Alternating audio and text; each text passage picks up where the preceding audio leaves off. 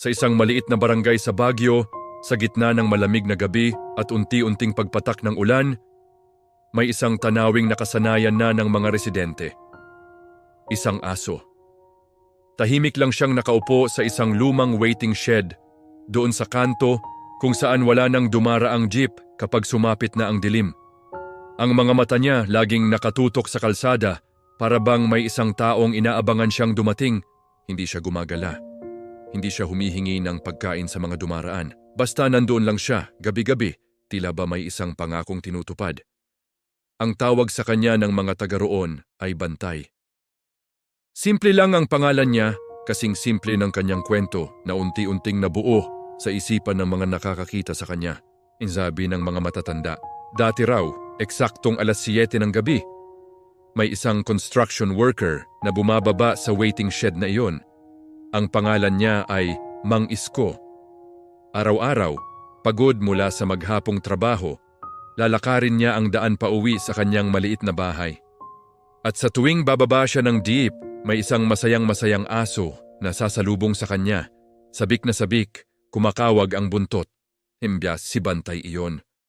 Iyon ang kanilang ritual, ang kanilang munting sandali ng kaligayahan sa pagtatapos ng bawat araw. Ngunit isang gabi, hindi na dumating si Mang Isko. Naghintay si Bantay.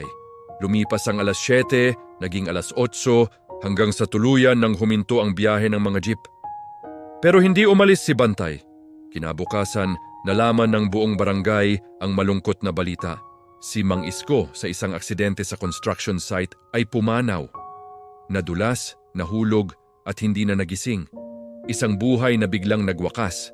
Isang pag-uwi na hindi na magaganap.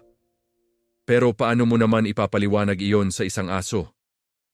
Paano mo sasabihin sa kanya na ang mundong nakasanayan niya, ang taong sentro ng buhay niya, ay bigla na lang nawala? Yan para kay Bantay, walang nagbago. Ang tanging alam niya ay darating si Mang Isko, kaya bumalik siya kinagabihan. At sa susunod na gabi, at sa mga sumunod pa, umuulan man o umaraw, malamig man o mahamog, nandoon siya, isang buhay na monumento ng paghihintay. Naging usap-usapan si Bantay sa buong barangay. Naawa ang marami. Sinubukan siyang bigyan ng pagkain at tubig na tinatanggap naman niya pero hindi kailanman umaalis sa kanyang pwesto. Isang araw, naisipan ng mga opisyal ng barangay na kailangan na siyang tulungan. Baka raw masagasaan o magkasakit lang sa labas. Kaya maingat siyang kinuha at dinala sa isang animal shelter. And doon may bubong siya, may mainit na higaan at may regular na pagkain. Akala ng lahat, iyon na ang pinakamabuti para sa kanya. Pero wala pang 2 araw, nagulat ang lahat nang makita si Bantay na pabalik na naman sa waiting shed. Nakatakas siya, nilakad niya ang malayo, tinunton ang daan pabalik sa lugar kung saan huli niyang nakita ang kanyang amo. Mula noon, sinubukan pa siyang kunin ng ilang beses, pero palagi siyang nakakahanap ng paraan para bumalik. Tila ba may isang puwersang humihila sa kanya pabalik doon, isang puwersang mas malakas pa sa kahit anong pader o kulungan. Isang puwersang ang pangalan ay pag-asa, o siguro pag-ibig. Dumaan ang mga linggo, naging buwan, naging parte na ng tanawin ng barangay si Bantay. Ang mga taong dati naaawa lang ay nagsimula ng humanga. May mga nagiiwan na lang ng pagkain at tubig malapit sa kanya. May mga nagdadala ng lumang karton para may mahigaan siya kapag umuulan. Hindi na nila siya sinusubukang paalisin. Tinanggap na nila na ang waiting shed na iyon ay hindi na lang para sa mga taong nag-aabang ng jeep. Ito na rin ang tahanan ng isang pusong nag-aabang ng pagbabalik. Isang gabi, habang malakas ang buhos ng ulan at halos walang taong naglalakas loob na lumabas, isang guro na nagngangalang Aling Nena ang napadaan sa waiting shed. Pauwi na siya galing eskwela. Nakita niya si Bantay, basang-basa, nanginginig sa ginaw pero hindi pa rin umaalis. Imbes na dumiretso, tumabi si Aling Nena. Umupo siya sa tabi ni Bantay. Hindi niya ito hinawakan, hindi niya ito kinausap. Nanatili lang siyang nakaupo doon, tahimik na nakikiramay, sinasamahan ng aso sa kanyang malungkot na pagbabantay. Sa katahimikan ng gabing iyon, sa gitna ng lagaslas ng ulan, may isang kakaibang nangyari.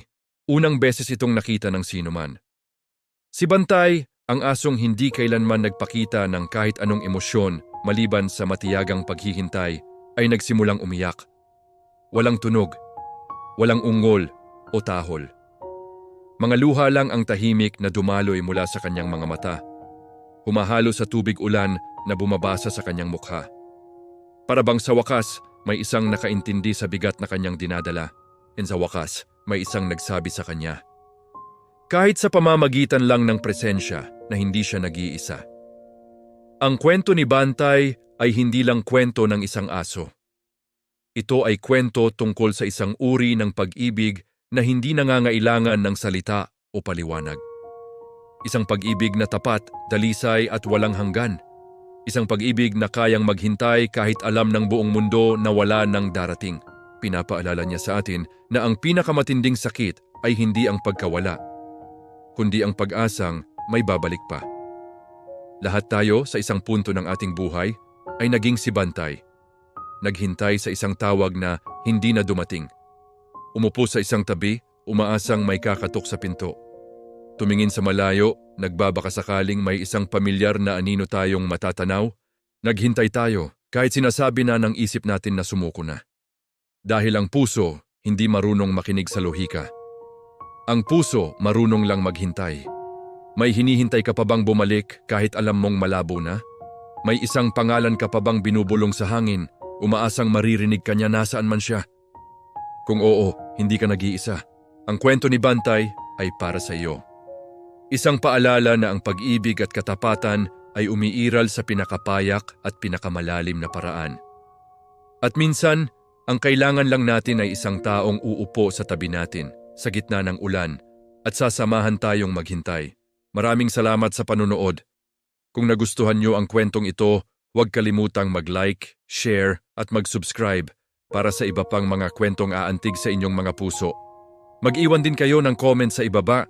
Ikwento niyo sa amin ang inyong sariling karanasan sa paghihintay. Hanggang sa muli.